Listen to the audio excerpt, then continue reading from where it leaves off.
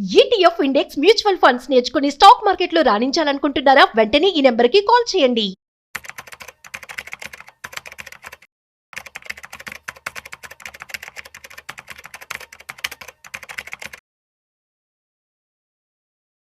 Sir నమస్తే sir. నమస్తే. సుందరరామరెడ్డి గారు, ఇప్పుడు ఇండెక్స్ బేస్డ్ ఇన్వెస్ట్మెంట్ చేసుకోవాలి అంటే బ్యాంక్ నిఫ్టీ మంచిదంటారా లేదంటే నిఫ్టీ మంచిదంటారా? సో దేంట్లో మంచి ఆపర్చునిటీస్ ఉన్నాయి? ఇప్పుడు బేసికల్గా ఎంటైర్ మార్కెట్లో అన్ని చోట్ల మంచి డిస్కౌంట్ సేల్ నడుస్తుందండి. మీరు కనుక లాంగ్ టర్మ్ పాయింట్ ఆఫ్లో తీసుకోవాలంటే ఎక్కడ ఇన్వెస్ట్ చేసుకోవచ్చు. బట్ మీరు కనుక బెటర్ వాల్యుయేషన్స్ ఏ బాగుంది ఈ పాయింట్ ఆఫ్ టైంలో అనుకున్నారనుకోండి, అండ్ నిఫ్టీ లాస్ట్ 2 years నుంచి చూసుకుంటే అది జస్ట్ 8 points ఏదో ఉంది, జస్ట్ 8 points అంతే. అంటే ఆల్మోస్ట్ 2 years లోలో ఉంది నిఫ్టీ. బట్ స్టిల్ 7 సంవత్సరాలతో కంపేర్ చేసుకున్నప్పుడు నిఫ్టీ స్టిల్ 12% వస్తుంది రిటర్న్స్. 7 సంవత్సరాల యావరేజ్ రిటర్న్స్ ఎంత నిఫ్టీలో అంటే 12% దాకా వచ్చింది. అదే మన బ్యాంక్ నిఫ్టీ చూసాం అనుకోండి, గత 7 సంవత్సరాల యావరేజ్ రిటర్న్స్ వచ్చింది 7.5. జస్ట్ 7.5 అంటే వడ్డీకి బ్యాంకుల్లో పెడితే ఎంత వడ్డీ వస్తుందో అంతే వస్తుంది. బట్ అదే టైంలో ప్రైస్ టు బుక్ వాల్యూ ప్రకారం చూసుకుంటే దట్ చెప్పరుగా ఉన్నాయి, ప్రాఫిటబిలిటీ బాగా పెరిగింది.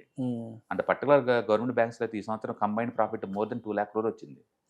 కాబట్టి పర్ఫార్మెన్స్ బాగా పెరుగుతుంది, ఎన్పిఎస్ బాగా తగ్గుతున్నాయి. అండ్ గత 7 సంవత్సరాల యావరేజ్ రిటర్న్ వచ్చింది జస్ట్ 7.5 ఎంటైర్ బ్యాంక్ నిఫ్టీలో. అంటే పియూసీ బ్యాంక్స్ అయితే బాగా మూవ్ అయినాయి కానీ నార్మల్ బ్యాంక్ నిఫ్టీ పెద్ద మూవ్ అవ్వలేదు. కాబట్టి మీరు నిఫ్టీయా అండ్ బ్యాంక్ నిఫ్టీయా బెటర్ వాల్యుయేషన్ అనుకుంటే మాత్రం డెఫినెట్గా bank index is the better valuation ఈ పాయింట్ ఆఫ్ టైంలో. నిఫ్టీ ఆల్రెడీ యావరేజ్ రిటర్న్స్ 12% అతనే ఉంది గత 7 years యావరేజ్ చేస్తే. బట్ బ్యాంక్ నిఫ్టీ అలా కాదు, డిపాజిట్ అంతే వస్తుంది కాబట్టి మంచి వాల్యూ ఉంది.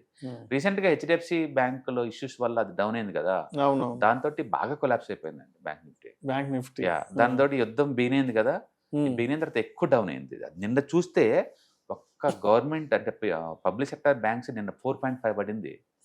నిన్న ఆర్బీఐ మొన్న మీటింగ్లో చెప్పారనమాట, ఏ బ్యాంక్ వాళ్ళు కూడా పర్ డే వచ్చేకల్లా $100 million కన్నా ఎక్కువ డాలర్ ఐఎన్ఆర్ మీద లాంగ్ బావద్దన్నారు. అంటే వీళ్ళు చాలా ఎక్కువ బెట్ కాస్తున్నారు. మనకైతే ఫారెక్స్ ట్రేడింగ్లో అసలు ఎలవ్ లేదు రిటైలర్స్కి ఇండియాలో. బట్ బ్యాంక్స్ వాళ్ళ పొజిషన్స్ హెడ్జింగ్ చేసుకోవచ్చు, వాళ్ళు హెడ్జింగ్ దాటి ఎక్సెస్ స్పెక్యులేషన్ చేస్తున్నారు డాలర్ మీద. అందుకని ఆర్బీఐ వాళ్ళ మీద కంట్రోల్ పెట్టింది. దాంతో మార్నింగ్ అది -1 అయింది నిన్న USD INR. But still market అయినా సరే మళ్ళీ కొంచెం పైకి వచ్చేసి మళ్ళీ పాజిటివ్ క్లోజ్ అయింది అనమాట. అందుకని నిన్న ఈ బ్యాడ్ న్యూస్ అని చెప్పేసి ఒక్కసారిగా డ్రాప్ అయింది. నిన్న మొత్తం ఫైనాన్సే కొలాప్స్ అయ్యారు నిన్న.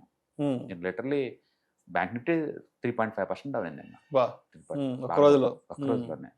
అందుకని వార్ జరిగిన దగ్గర నుంచి ప్లస్ హెచ్డిఎఫ్సి ఎపిసోడ్ నుంచి నిన్న ఆర్బీఐ ఈ ఫారెక్స్ కంట్రోల్ వరకు టూ మచ్గా డ్రాప్ అయింది బ్యాంక్ నిఫ్టీ. అంటే ఓవరాల్ చూసుకుంటే లాస్ట్ 7 years ఇయర్లీ గిట్టుబాటు అయింది 7.5%. అందుకు దాంట్లో ఈ బ్యాంక్ నిఫ్టీలో ఉన్న 14 బ్యాంక్స్ కూడా అంటే ఫండమెంటల్ వెరీ సౌండ్. ఎస్బీఐ కావచ్చు, హెచ్డిఎఫ్సి కావచ్చు, యాక్సిస్ కావచ్చు, కోటక్ కావచ్చు, ఇవన్నీ కూడా పెంచారు కదా. కాబట్టి నీకు 2 చాయిస్ ఇచ్చారనుకోండి, సింగిల్ సెక్టర్ అయినా సరే and bank Nifty the best opportunities ఉన్నట్లు లెక్క. బ్యాంక్ నిఫ్టీ బెస్ట్ బ్యాంక్ నిఫ్టీతో పోల్చుకుంటే, ఎందుకంటే నిఫ్టీ 7 year రిటర్న్స్ 12 దాటింది, యావరేజ్ మామూలుగా ఉంది, డిస్కౌంట్ సేల్ ఏం లేదు మామూలు.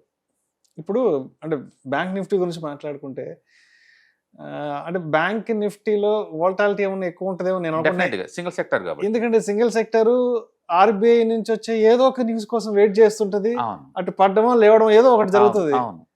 బట్ మనం మాట్లాడుకున్న షార్ట్ టర్మ్ పాయింట్ కాదు, లాంగ్ టర్మ్. మీరు అట్లీస్ట్ లాస్ట్ ఒక 4-5 years టైం ఇచ్చారనుకోండి, ఆ పాయింట్ ఆఫ్ టైం మాట్లాడుకున్నాం అనుకోండి, ఇంత మంచి డిస్కౌంట్స్ కోవిడ్ అప్పుడు కూడా చూడలేం మనం. హెచ్డిఎఫ్సి $7 అవునవును. అంటే ప్రైస్ టు బుక్ వాల్యూ ప్రకారం ఇది హిస్టారికల్గా లోయెస్ట్లో ఉన్నాయండి అన్ని బ్యాంక్స్ కూడా ప్రైస్ టు బుక్ వాల్యూ ప్రకారం. అంటే గవర్నమెంట్ బ్యాంక్స్ అన్న లేదు, లాస్ట్ కోవిడ్ కంటే ఇప్పుడు దాకా బాగా ర్యాలీ జరిగినాయి కానీ అంటే ప్రైవేట్ బ్యాంక్స్ అన్ని బాగా కరెక్షన్ మోడ్లో ఉన్నాయి, బాగా కరెక్షన్లో ఉన్నాయి. ఇప్పుడు యాక్సిస్ చూసుకోండి, లేదా హెచ్డిఎఫ్సి చూసుకోండి, లేకపోతే కోటాక్ చూసుకోండి, లాస్ట్ 5 years లిటరల్లీ 0. అదే టైంలో అన్ని వర్టికల్స్ మంచి గ్రోత్లో ఉన్నవి. కాబట్టి వాల్యుయేషన్ పరంగా మంచి చీపర్గా ఉన్నాయి. అంటే వాల్యుయేషన్ ప్రకారం ఇప్పుడు చీపెస్ట్ మార్కెట్ అండి. కాబట్టి ఒకటి పబ్లిక్ చాలా ప్యానిక్లో ఉన్నారు, చాలా పెయిన్లో ఉన్నారు. అంటే పర్టికులర్గా సినిమా చూపిస్తుంది మార్చ్ మంత్. ట్రెడిషనల్గా మార్చ్ మంత్ లాస్ట్ వీక్లో ఇయర్ ఎండింగ్ కాబట్టి సేవింగ్స్ స్కీమ్స్లో వస్తారు ట్యాక్స్ సేవ్ చేసుకుందామని మామూలుగా అయితే. బట్ గవర్నమెంట్ వాళ్ళు ఈ సంవత్సరం నుంచి 12 lakh వరకు ట్యాక్స్ ఎగ్జామ్షన్ ఇచ్చారు కదా, ఆ ఉద్దేశం ఏమో తెలియదు, లేకపోతే మార్కెట్లో బీభత్సంగా పడుతున్నాయి కాబట్టి ఏమో. కానీ ఈసారి ఎవరు ట్యాక్స్ సేవర్ ఫండ్స్ పెద్ద హెవీగా ఇన్వెస్ట్ చేసినట్టు లేదు. అందుకని నిన్న కూడా పడింది, మొన్న కూడా పడింది, ఈ లాస్ట్ వీక్ కూడా మొత్తం పడుతూనే ఉంది మార్కెట్. సరే ఇప్పుడు బ్యాంక్ నిఫ్టీలో పర్టికులర్గా ఇన్వెస్ట్ చేసుకోవాలి అనుకున్న వాళ్ళు అంటే ఎటువంటి మైండ్ సెట్ ఉన్న ఇన్వెస్టర్ కి బ్యాంక్ నిఫ్టీ కరెక్ట్ అంటారు? అది బేసికల్ సింగిల్ సెక్టార్, వాలటిలిటీ ఎక్కువ ఉంటుంది. నిఫ్టీ అట్ట కాదు, మల్టీ సెక్టార్ ఇండెక్స్. అది ఎగ్జాక్ట్లీ 13 సెక్టార్స్ ఉంటాయి కాబట్టి అది balance approach. Bank Nifty news based ఎక్కువ ఉంటుంది డెఫినెట్ గా, ఎందుకంటే ఫైనాన్స్ సంబంధించి ఆర్బీఐల్ లిటరల్లీ వాళ్ళు ఎవ్రీ మంత్ ఏదో ఒక మీటింగ్స్ ఉంటాయి, గైడెన్స్ ఇస్తా ఉంటారు, ఏదో ఒక మీటింగ్ ఎఫెక్ట్ అవుతా ఉంటది. రెండోది ఏ కంపెనీకి లోన్లు ఇచ్చినా సరే ఆ రిలవెంట్ పడిపోతా ఉంటాయి. ఇప్పుడు రియల్ ఎస్టేట్ ఉంది అనుకోండి, ఏదైనా కంపెనీ కొలాప్స్ అయింది అనుకోండి, అది ఇచ్చిన బ్యాంక్ ఎఫెక్ట్ అవుతా ఉంటుంది. న్యాచురల్ మీరు అన్నట్టు న్యూస్ బేస్ ఎఫెక్ట్ ఎక్కువ, సింగిల్ సెక్టర్ బేసికల్ గా. ఇప్పుడు గతంలో మనం చూసిన ఎస్ బ్యాంక్ ఇలాంటివి ఉంటాయి. అవును, ఆ రిస్క్ ఉంటుంది, రిస్క్ ఎక్కువ ఉంటుంది. అంటే గుడ్ థింగ్ ఏంటంటే మీరు 14 బ్యాంకులకి రిస్క్ స్ప్రెడ్ చేస్తున్నట్లు లెక్క. గుడ్ థింగ్ అది. బ్యాడ్ థింగ్ ఏంటంటే ఏదైనా సరే సింగిల్ సెక్టరే కదా.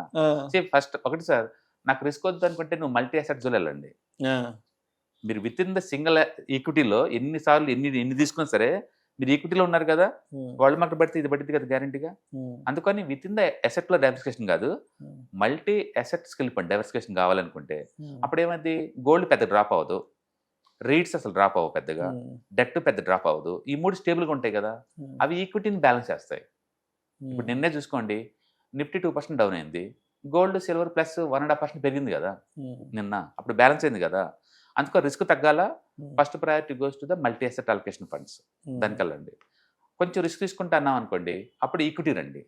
ఈక్విటీలో కూడా ఏంటి అంటే మల్టీ సెక్టార్ ఇండెక్స్కి వెళ్ళిపోండి.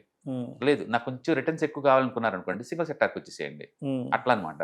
అందుకని రిస్క్ దీంట్లో డెఫినెట్గా బ్యాంక్ నిఫ్టీకి ఎక్కువ, నిఫ్టీతో పోల్చుకున్నప్పుడు రివార్డ్ కూడా ఎక్కువ ఉంటుంది. ఎందుకంటే లాస్ట్ 7 years నుంచి రిటర్న్స్ పెద్ద లేవు కాబట్టి, అంటే వాల్యుయేషన్ బాగుంది కాబట్టి, ఎకానమీ మంచి ఊపులో ఉంది కాబట్టి bank sector definitely going to benefit. ఏదైనా యుద్ధం ఆగింది అనుకోండి, కత్తిలాగా తీసుకెళ్ళిపోతాయి.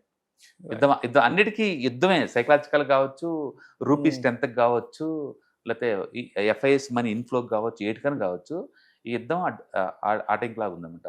మనం ఎక్కువ సార్లు ఏంటంటే రీసెంట్ బయాస్ మీద ఎక్కువ డిస్కస్ చేస్తూ ఉంటాం, ఇది పర్మనెంట్గా ఉంటుందేమో అనుకుంటాం. అంటే బుల్ మార్కెట్లు బేర్ మార్కెట్లు అనేది అమావాస్య పుణ్యం లాంటివి, వస్తనే ఉంటే పోతనే ఉంటాయి. ఇది ఒక సైక్లికల్ నేచర్ అంతే, రెండింటిని మీరు అవాయిడ్ చేయలేరు. ఇది కూడా పాస్ అవుతుంది. నెక్స్ట్ 2 months మళ్ళీ మనం వీడియో చేస్తూ ఉంటాం, బుల్ మార్కెట్ వచ్చింది బాగా పెరిగింది కదా అన్నట్టు అనమాట. ఇది మామూలు ఎకానమీలో. అందుకని మీరు కొంచెం ఫైనాన్షియల్ డిసిప్లిన్గా ఉండి లాంగ్ టర్మ్ గోల్స్ లాగా ఉండే వాళ్ళకి ఛాన్స్ తీసుకొని పెట్టుకోవచ్చు. Right sir. Thank you sir, thank you so much. Hello friends, financial freedom మీద వెబినార్ జరగబోతుంది. ఇది డైలీ 3 hours ఉంటుంది, 3 days ప్రోగ్రామ్.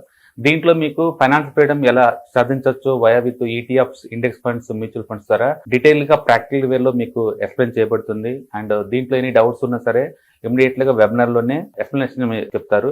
అండ్ అలాగే మ్యూచువల్ ఫండ్స్ ఎగ్జామ్స్ ఎవరైనా రాద్దాం అనుకున్నా సరే, మ్యూచువల్ ఫండ్ డిస్ట్రిబ్యూటర్ గా మీరు సెటిల్ అవ్వాలన్నా సరే ఎలా చేయొచ్చు, వాటికి సంబంధించిన డీటెయిల్ ఎడ్యుకేషనల్ వివరాలు మొత్తం కూడా ఈ ప్రోగ్రామ్ లో డీటెయిల్ గా చెప్పబడుతుంది. కాబట్టి ఎవరైనా సరే ఈ వాలటిలిటీ ఉన్న ఈ స్టాక్ మార్కెట్ లో స్టేబుల్ గా ఉండి అండ్ మంచి returns via with ETFs, index funds, mutual fund ద్వారా ఎలా సంపాదించవచ్చు, ఎందుకు ఇవి ఇంపార్టెంట్, ఫైనాన్స్ ఫ్రీడమ్ కి ఎలా ఉపయోగపడతాయో ఇవన్నీ కూడా డీటెయిల్ గా ఎక్స్ప్లెయిన్ చేయబడుతుంది. కాబట్టి ఎవరైనా ఇంట్రెస్ట్ ఉన్న పార్టిసిపెంట్స్ అందరూ కూడా ఈ అవకాశాన్ని వినియోగించవలసిందిగా కోరుతున్నాను. Thank you.